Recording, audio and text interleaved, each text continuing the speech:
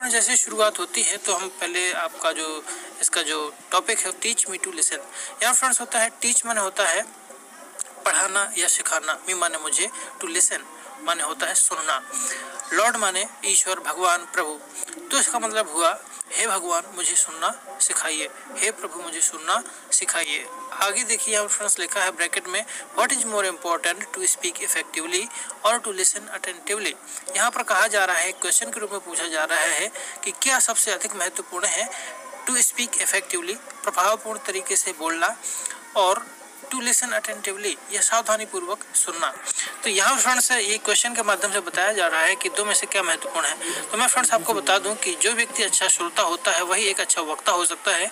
तो इसका कहने का मतलब ये है कि यदि आप अच्छा बोलना चाहते हैं तो सबसे पहले आपको सुनना सीखना होगा। आगे है whom should we listen to, how। इसका मतलब है कि हमें किन को सुनना चाहिए और कैसे सुनना चाहिए। तो चलिए हम यहाँ पर आपको जो फर्स्ट पैरा है उसकी बात करते हैं।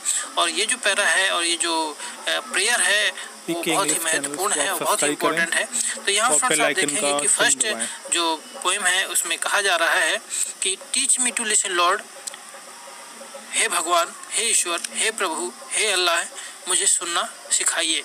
टू दोज नियरेस्ट मी, उनको, टू दोज माने उनको, नियरेस्ट मी, नियरेस्ट का मतलब होता है कि जो सबसे करीब है, मी माने मेरे जो सबसे करीब है उसकी सुनना सिखाइए।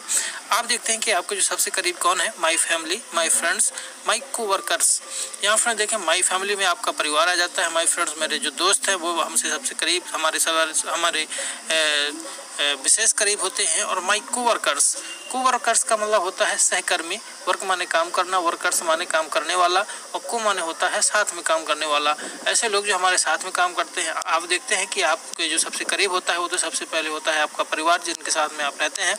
उसके पश्चात आपका जो फ्रेंड सर्कल होता है वो आ जाता है, और इसके पश्चात जहाँ पर आप काम धंधा करते हैं वहाँ के जो लोग हैं कोवर्कर्स, वो लोग आपके सबसे करीब होते हैं। अगली लाइन है help me to be aware that. यहाँ पर लिखा है कि उनको जागरूक होने में मदद करो। हेल्प मी, मेरी मदद करो, उनको जागरूक, टू बी अवेयर, जागरूक होने में मेरी मदद करो। दैट माने कि no matter what words I hear. यहाँ पे कहा जा रहा है कि मुद्दा ये नहीं है कि व्हाट वर्ड्स आई हियर, कि मैं क्या सुनता हूँ। द मैसेज इज, मुख्य संदेश इस पैरा का ये है, accept the person I am. यहाँ पर कहा जा रहा है कि आपको इंसान को वैसे ही स्वीकार करना है जैसा वो है। लिसन टू मी, और मुझे सुनना है। Accept the person I am, मैं जैसा हूँ वैसा ही मुझे स्वीकार करिए, और लिसन टू मी, और मुझे सुनिए। तो ये फ्रेंड्स आप देखते हैं कि ये इसका फर्स्ट पैरा है और इसको आप बहुत भली भांति समझ चुके होंगे। और यदि कोई चीज़ समझ में नहीं आती है तो इस वीडियो को आप रिवाइज कर सकते हैं, रिपीट कर सकते हैं। आगे देखते हैं जो सेकंड पैरा है उसमें हम बात करते हैं। लिखा है teach me to listen lord, हे ईश्वर, हे प्रभु, हे अल्लाह, मुझे सुनना सिखाइए। टू दोज, उनको, फार फ्रॉम मी। देखिए फ्रेंड्स जो पहला पैरा था उसमें बताया गया था कि मुझे उनकी सुनना सिखाइए जो मेरे सबसे करीब है, और यहाँ जो दूसरा पैरा यहाँ पे बताया जा रहा है कि मुझे उनकी सुनना सिखाइए जो मेरे से दूर है। तो यहाँ पर उन्होंने बताया हुआ कि कौन से ऐसे लोग हैं जो हमसे दूर हैं। तो यहाँ पर देखिए कि फार माने होता है दूर, और the whisper of the hopeless.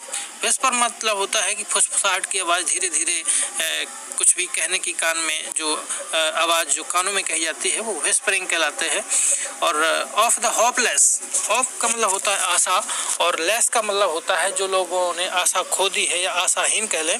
तो लेस खासकर नकारात्मक वर्ड बना देता है, नेगेटिव वर्ड बना देता है उसके भावार्थ को। तो होप माने आशा करना होता है, और यदि लेस लगा देंगे तो आशाहीन हो जाएगा।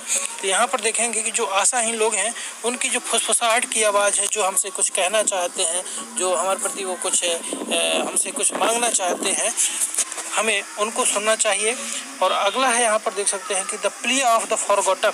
ऐसे लोग जिनको समाज ने भुला दिया है, वो बहुत पिछड़े हुए हैं, किसी वजह से विकास नहीं कर पाए हैं, समाज की मुख्य धारा से अलग हो गए हैं। तो उनके जो कष्ट हैं, उनकी जो आवश्यकताएं हैं, वो सोचते हैं कि हमारी ये बातें कोई सुने ताकि हमारी कोई मदद कर सके। तो उनकी जो भुला दिए गए लोग हैं, उनके जो दुख हैं, उनके जो कष्ट हैं, उनको हमें सुनना चाहिए। आगे है द क्राई ऑफ द एंग्वेस्ट। एंग्वेस्ट का मतलब होता है दुखित लोग। जो दुखित लोग हैं उनकी जो रोने की आवाज़ है वो हमें सुनना सिखाइए। तो यहाँ पर फ्रेंड्स आप देखते हैं कि 2 पैरा आपके हो गए। पहले में पहला पैरा है उसमें जो सबसे मेरे करीब है उनकी आवाज़ को सुनने के लिए बोल रहा है। दूसरे पैरे में कहा जा रहा है कि मेरे जो सबसे दूर है उनकी आवाज़ को सुनने के लिए यहाँ पे कहा जा रहा है। तो यहाँ फ्रेंड्स आप जब क्वेश्चन पढ़ेंगे तो वहाँ पर आएगा कि हु इज नियरेस्ट मी, हमारे सबसे करीब कौन है, तो वहाँ पर आपको देना होगा my family, my friends, my coworkers. और मेरे से जो सबसे दूर है वो कौन है, तो आपको दूसरे पैरा में है the whisper of the hopeless, the plea of the forgotten, the cry of the anguished. तो चलिए फ्रेंड्स हम चलते हैं अगले लेसन में। इसका ये जो थर्ड पैरा है इस पर हम पहुँचते हैं। हम 2 पैरा लगातार पढ़ चुके हैं और आगे यहाँ पर देखते हैं teach me to listen lord, हे ईश्वर, हे प्रभु, हे अल्लाह, मुझे सुनना सिखाइए, टू माई सेल्फ। अब यहाँ पर फ्रेंड्स देखिए तीसरी बात यहाँ पर यह है कि मेरी खुद की आवाज़ को सुनना सिखाइए, मुझे सिखाइए ताकि मैं खुद को सुन सकूं। Help me to be less afraid, यहाँ पे कहा जा रहा है मेरी मदद करें ताकि मैं कम भयभीत हूँ। अफ्राइड का मतलब होता है भयभीत होना। अगला है to trust the voice inside, ताकि मैं अपने जो अंतरात्मा की जो आवाज़ है उस पर विश्वास कर सकूं। ट्रस्ट माने होता है विश्वास करना, टू ट्रस्ट विश्वास करना। वॉइस इनसाइड, वॉइस माने आवाज़ और इनसाइड माने अंदर की मतलब जो आत्मा की आवाज़ है उस पर विश्वास करना मुझे सिखाइए। In the deepest part of me, जो मेरे अंतरात्मा की आवाज़ जो सबसे गहराई से जो निकलती है, मेरे दिल की जो आवाज़ निकलती है गहराई से, उस अंतरात्मा की आवाज़ यहाँ पे कहा भावार्थ लिया गया है। तो मेरी जो अंतरात्मा की आवाज़ है उस पर मुझे विश्वास करना सिखाइए। ये फ्रेंड्स तीसरा पैरा है।